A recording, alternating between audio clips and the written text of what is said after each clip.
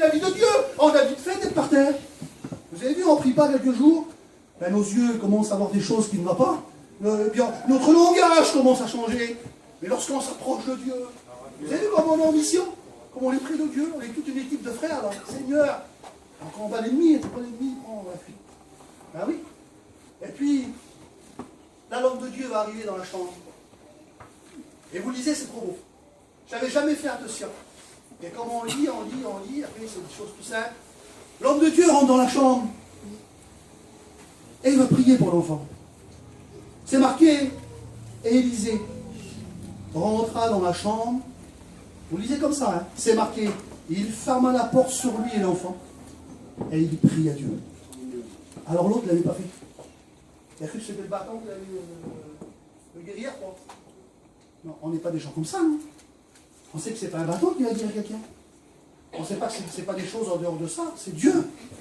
C'est la prière. Et puis, l'homme de Dieu va prier. Mais l'enfant ne ressuscite pas. Vous le lisez, c'est trop beau. Il ne ressuscite pas tout de suite. C'est marqué, il parta dans la maison. Et c'est marqué, et il remonta. Une deuxième fois, il remonta. Et lorsqu'il remonte, et qu'il prie pour l'enfant, l'enfant est remué à la vie. C'est marqué, l'enfant éternua 7 fois. Un petit peu comme Élie sur la montagne, la même montagne. La montagne du Mont Carmel. Cette montagne où il y avait 7 ans où il n'y avait pas tombé la pluie. 7 ans où tout était chassé, où le bétail mourait, où le peuple était dans la famine. Oui, mais l'homme de Dieu va lui dire ça, en vérité, je finis là-dessus. L'homme de Dieu va lui dire ça. Il va lui dire, regarde, regarde. Et puis ils étaient montés, c'est marqué, vous lirez, c'est marqué que Akab était monté à la montagne pour manger, pour boire. Et ce que nous montons à la montagne de Dieu, pour jeûner ou manger ou boire, non. C'est marqué que Élie était monté à la montagne, mis sa figure sur ses genoux, et il prie à Dieu. Moïse avait les mains levées, et il avait la victoire. En vérité, peu importe la façon, montons la montagne ensemble. Il était monté à la montagne et il a dit à Akab, regarde au loin, direction la mer. Et puis il a été une fois, il n'a rien vu. Akab, retourne. Et il est retourné. Des fois, je ne sais pas, tu t'attends à une bénédiction, mais il y a 3 fois, 4 fois, non, mais Dieu l'a dit, la 7e fois, je te donnerai.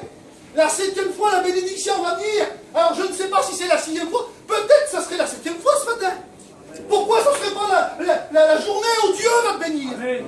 Où Dieu va envoyer un petit nuage. Parce qu'il va dire, voilà, tu vois là-bas, regarde, du côté de la mer, il dit, je vois un petit nuage comme le pont d'une main. Eh bien, descends, il dit, la pluie arrive. C'est la bénédiction. C'est marqué, il tomba une forte pluie. Mais moi, en vérité, c'est pas parce que c'est moi qui pêche, c'est pareil si c'était les frères. Mais je voudrais qu'il tombe une forte bénédiction ce matin. Parce que ça vient du ciel. Bénédiction, ça vient pas de la terre, ça vient du ciel. Ça y appartient à lui qui nous entend ce matin. Et je vais prier. Et je vais lui demander, je vais lui dire, Seigneur, descends ta pluie du ciel. Une forte pluie, parce qu'on en a besoin plus que jamais, parce que tu reviens. On a besoin de tiens bon à dire, et dire à ma femme là-bas, ou à mon mari, Seigneur, mon mari, courage. Courage. On va dire à chacun d'entre nous, courage. Et quand le petit va revenir à la vie, c'est marqué comme ça. Il va dire à cette femme qui est là, prends l'enfant qui est à toi. Alléluia. Je vais te dire ce matin, peut-être que tu veux prendre la bénédiction.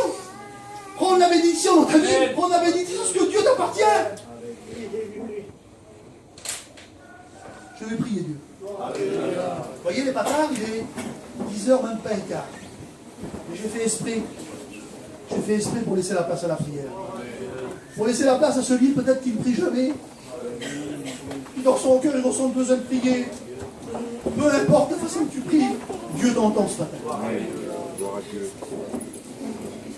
Je prie avec vous. Seigneur, ce matin, je voudrais qu'on fasse quelque chose. Excusez-moi, mes amis. Je voudrais qu'on fasse quelque chose. Je voudrais qu'on se lève ensemble.